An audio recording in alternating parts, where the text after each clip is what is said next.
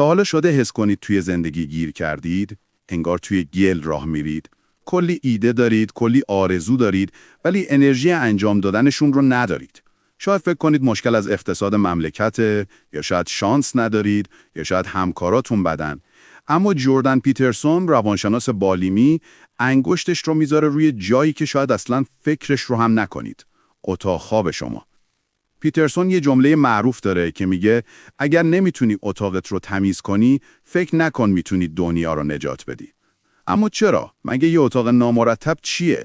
4 تا لباس و 2 تا لیوان کثیف چه ربطی به سرنوشت من داره؟ توی این ویدیو نمیخوایم درس خونه داری بدیم. میخوایم وارد عمیق‌ترین لایه‌های روانشناسی شما بشیم. میخوایم ببینیم چطور همین بی‌نظمی ساده داره به صورت مخفیانه 7 ستون اصلی موفقیت شما رو تخریب میکنه. اگر تا آخر این ویدیو با من باشید، به اون صندلی پر از لباس مثل قبل نگاه نمی کنید. به کانال تغییر دیدگاه خوش اومدید.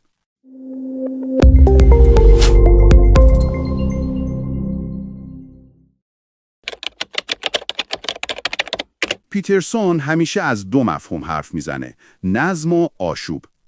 زندگی به خودی خود پر از آشوبه. اتفاقات غیرمنتظره، بیماری، مشکلات اقتصادی، اینا همه آشوبن. ما انسان‌ها تنها جایی که میتونیم پناه بگیریم، نظمی هست که خودمون میسازیم. اتاق شما قلمروی پادشاهی شماست. تنها نقطه جهان که 100% تحت کنترل شماست. وقتی وارد اتاقتون میشید و میبینید همه چیز به هم ریخته است، مغز شما یک سیگنال خطر دریافت میکنه. مغز میگه من حتی اینجا هم امنیت و کنترل ندارم. این باعث میشه سطح کورتیزول یا همون هورمون استرس توی خونتون بالا بمونه، حتی وقتی دارید استراحت میکنید.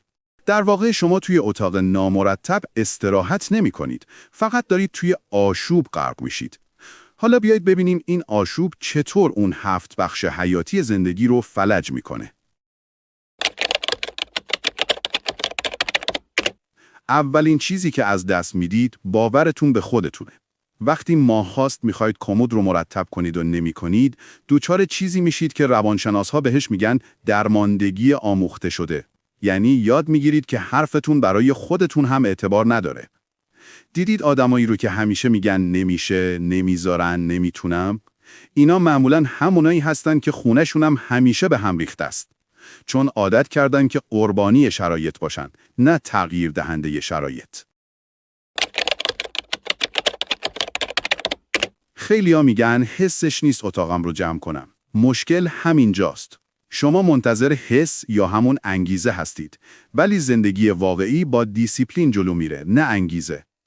نکته کلیدی: تمیز کردن اتاق وقتی خسته‌ای، تمرین انجام دادن کارهای سخته. اگه نتونید بر تنبلی غلبه کنید و جوراباتون رو بردارید، چطور انتظار دارید بتونید روزی 10 ساعت برای کنکور درس بخونید یا یک بیزینس سخت رو اداره کنید؟ اتاق شما باشگاه بدنسازی اراده شماست. شاید عجیب باشه، اما بی‌نظمی محیط رابطه مستقیمی با جیب خالی داره. چرا؟ چون آشفتگی باعث میشه شما دید شفافی نداشته باشید. مثلا، ابزهایی که لای کاغذها گم شدن و جریمه میخورن. لباسهایی که دارید ولی چون ته کمد گم شدن میرید دوباره میخرید. وسایلی که خراب میشن چون درست نگهداری نشدن. ذهن فقیر در محیط فقیرانه و شلخته رشد میکنه. نظم اولین قدم ثروتمند شدنه. تا حالا شده 20 دقیقه دنبال سویچ ماشین بگردید؟ این فقط اتلاف وقت نیست، اتلاف انرژی ذهنی هم هست. هر وسیله‌ای که سر جاش نیست داره بخشی از رم مغز شما رو اشغال میکنه. به این میگن نویز تصویری. راهکارش چیه؟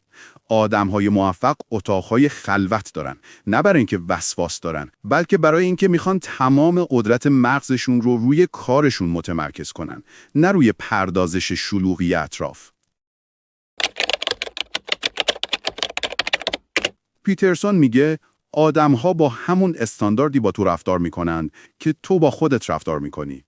وقتی کسی رو به اتاق دعوت نمی‌کنی چون خجالت می‌کشی، یعنی خودت رو لایق نمی‌دونی.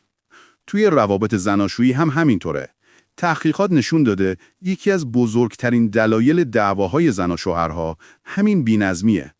وقتی شما سهم خودتون از نظم رو انجام نمیدید، دارید به پارتنرتون میگید وقت و آرامش تو برای من بی‌ارزشه.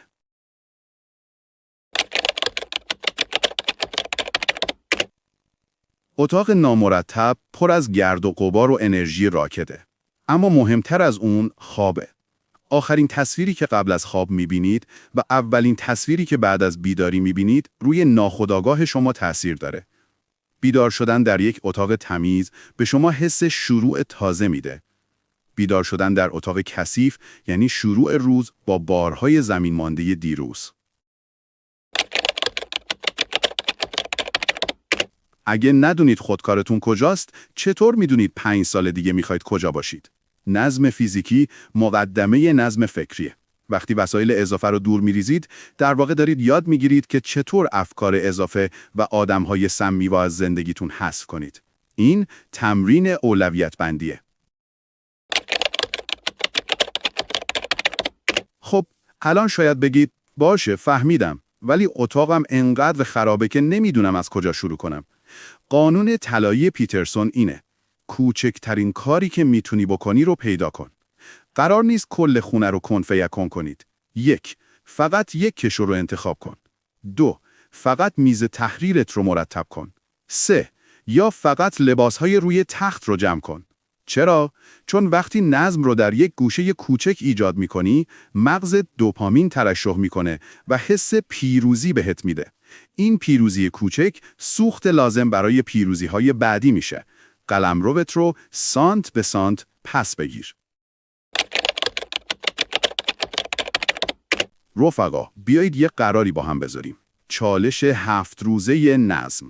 از امروز به مدت 1 هفته هر روز فقط 15 دقیقه وقت بذاریم تا یه گوشه از اتاق یا محل کارتون رو مرتب کنید. بعد از 7 روز بیایید زیر همین ویدیو بنویسید که چه تغییری در حال و هوا و تمرکزتون ایجاد شد.